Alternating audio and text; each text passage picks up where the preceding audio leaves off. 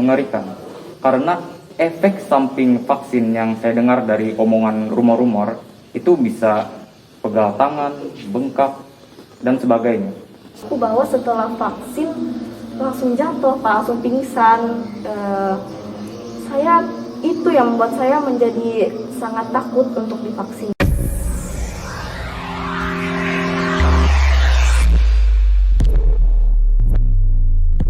Assalamualaikum warahmatullahi wabarakatuh. Halo Sanawiyahtizen, sahabat podcast MTSN Barito Selatan. Nah, saya Nashwa. Kali ini kita akan berbincang-bincang mengenai perkembangan virus COVID-19 dan vaksinasi pelajar bersama Bapak Yuli Sulistyo, Eskepnes MTRKEP. Beliau merupakan tim koordinator vaksinasi RSUD Jaraga Sasamek, Barito Selatan. Beliau juga merupakan ketua komite madrasah kita periode tahun 2021 sampai dengan 2023. Dan kita juga akan berbincang-bincang dengan teman-teman kita, yaitu Revan, Nabila, dan Rizka. Nah, Assalamualaikum semuanya. Waalaikumsalam warahmatullahi wabarakatuh. Gimana kabarnya, Pak? Alhamdulillah baik. Alhamdulillah.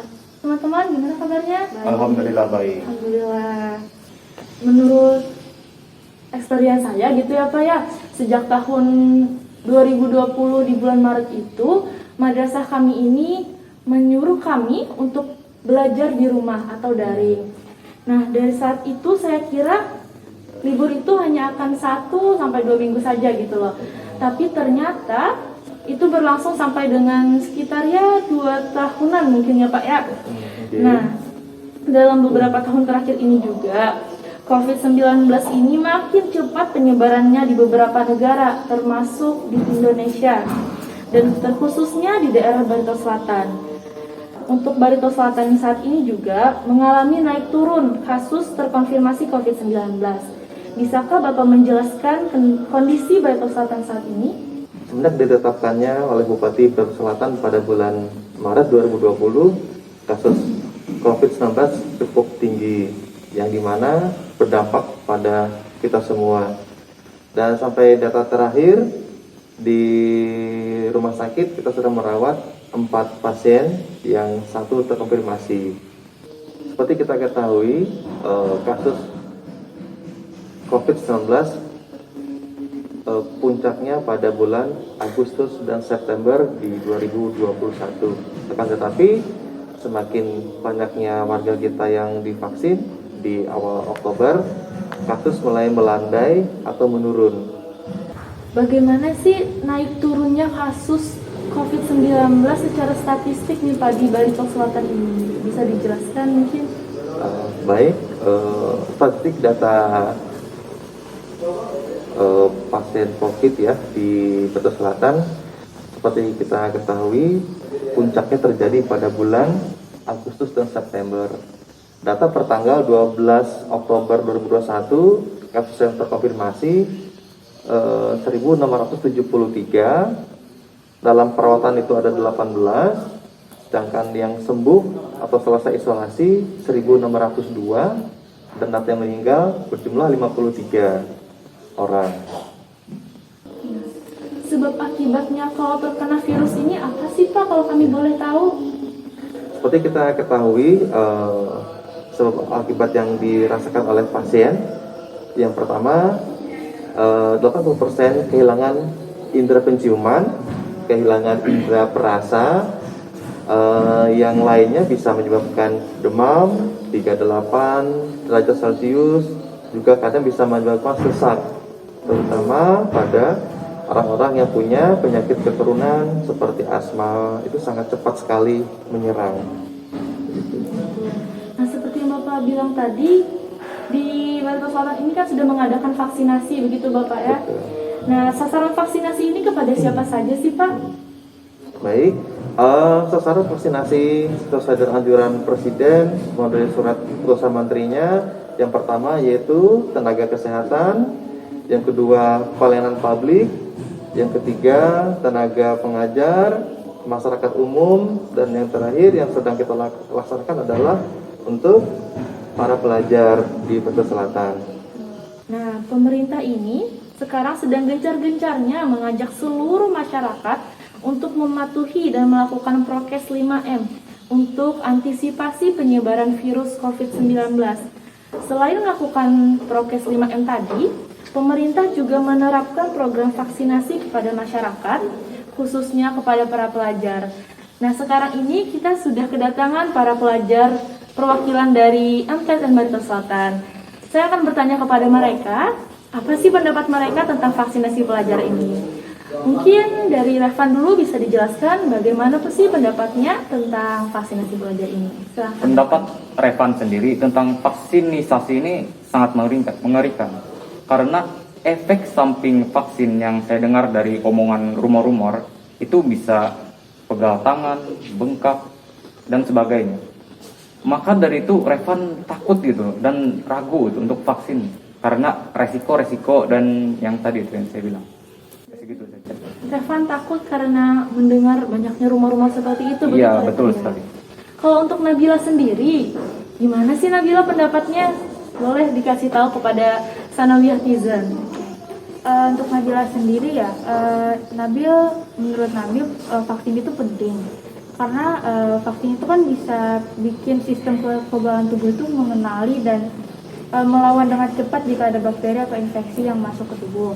Walaupun nggak 100% untuk menjamin kita tidak terinfeksi dari virus, tapi setidaknya bisa mengurangi dampak gejala yang berat dari COVID-19 ini.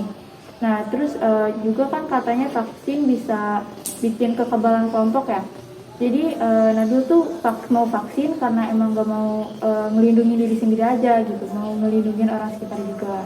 Gitu. Baik, terima kasih untuk pendapatnya. Sekarang kita beralih ke Rizka. Gimana nih pendapatnya Rizka? Silahkan. Jadi pendapat saya sendiri tentang vaksin ini, perspektif saya tentang vaksin ini masih agak abu-abu Pak, karena saya sendiri masih bingung dengan vaksin ini. Kayak kenapa kita harus vaksin? Dan untuk orang seperti saya yang suka scroll sosmed, saya baca-baca efek sampingnya itu ada yang mengurangi produktivitas kita Pak, seperti kita mudah lelah, mengantuk, kemudian kita mudah lapar, dan bahkan saya pernah menonton video salah satu, katanya dia ini mengaku bahwa setelah vaksin langsung jatuh Pak, langsung pingsan. Itu yang membuat saya menjadi sangat takut untuk divaksin ini. Baik. Jadi gimana nih kira-kira Pak Sulis mengenai pendapat mereka ini? Ada yang pro, ada yang kontra begitu. Bagaimana pendapat Bapak? Ya, baik. Program pemerintah vaksinasi ini sangat baik sekali. Memang di vaksinasi yaitu adalah imunisasi buatan. Yang pertama sih diberikan vaksin biar mendapatkan kekebalan. Atau yang kedua, kita harus terpapar dulu baru mendapatkan kekebalan. Itu memang yang secara alamiah ya. Kalau secara buatan tadi kita harus divaksin. Betul juga disampaikan Nabila, kita membentuk kekebalan kelompok. Jadi selain melindungi diri kita juga melindungi orang-orang yang ada di sekitar kita. Efek samping tidak semuanya timbul dan juga tidak semuanya sama. Seperti ada yang mengantuk, tidak berlama-lama, mungkin 1 jam setelah vaksin mengantuk ada yang lapar, ada. Nah, terkait tadi ada yang kelumpuhan, sepertinya kita harus melakukan penelitian dan pemeriksaan yang lebih lengkap. Apakah didapat sebelum vaksin atau setelah vaksin, kita belum tahu. Harapan pemerintah juga seperti kita ketahui semuanya akan mendapat vaksin dengan cara bertahap. Untuk dari teman-teman mungkin ada yang ingin ditanyakan kepada Bapak, silahkan saya beri waktunya bertanya. Izin bertanya boleh? Silakan. Apakah setelah divaksin kita dapat terbebas dari COVID-19? Baik, memang vaksinasi ini adalah membentuk kekebalan. Seperti kita ketahui, perbedaan yang tidak divaksin dan yang divaksin sangat beda sekali. Apabila kita divaksin, kita minimal mengurangi gejala yang semulanya berat jadi gejala ringan. tidak separah yang tidak divaksin. Begitu. Ada lagi yang mungkin mau bertanya? Bertanya, Silahkan. nanti kan setelah divaksin, saya baca akan ada efek samping dan gejala semacamnya itulah. Nah, apa saja efek samping dan gejala yang akan saya rasakan setelah mendapatkan vaksin ini? Baik, efek samping dari vaksin ada 3 ya. Jadi kita ada gejala ringan, ada gejala sedang maupun berat. Yang ringan sepertinya setelah divaksin kurang lebih 30 menit biasanya efeknya mengantuk dan lapar. Ada gejala sedang biasanya sampai pusing. Nah, mungkin tadi yang ditanyakan adalah gejala yang berat ya, sampai pingsan. Memang angka gejalanya cukup kecil. Tidak semua vaksin menyebabkan hal yang sama. Memang seperti kita ketahui, vaksin sudah melalui proses selektif dan proses uji coba yang panjang. Jadi pemerintah sudah memikirkan hal itu. Memang betul seperti kita dengar, kita melihat juga di media efek samping yang aneh-aneh ya sebetulnya juga hampir tidak ada hubungannya dengan vaksin itu sendiri. Mungkin ada lagi yang bertanya juga, silakan. Kalau Izin bertanya ya Pak, misal nih saya udah vaksin nih, nah nanti biar setelah vaksin itu biar tetap hidup sehat itu saya harus ngapain ya Pak? Baik, seperti anjuran pemerintah, vaksin salah satu cara untuk mencegah atau memutus kekebalan. Yang jelas kita tetap patuhi protokol kesehatan dari 5M dan juga vaksinasi massal. berarti kalau kita ini ikut vaksinasi Pak, berarti tubuh kita ini tidak akan kebal, mungkin akan sedikit meringani gejala-gejalanya ketika kita mendapatkan serangan dari virus corona, mungkin begitu ya Pak? Iya, betul sekali. Nah, itu dia sama netizen. Jadi, kalau kalian vaksin, itu kalian nggak akan langsung kebal gitu, enggak. Tapi akan mengurangi ketika kalian terserang COVID-19, itu akan mengurangi gejala-gejala dan efek samping dari terserang virus COVID-19 itu tadi. Nah, kalau kita boleh tahu nih Pak, kiat-kiat untuk menghindari COVID-19 ini apa sih Pak? Mungkin Sanawiyatizen ingin tahu tuh tips and triknya. Betul. Seperti yang disampaikan tadi, kita selalu pakai masker, selalu mencuci tangan, juga jaga jarak, menghindari kerumunan, dan juga kita lakukan vaksinasi COVID-19.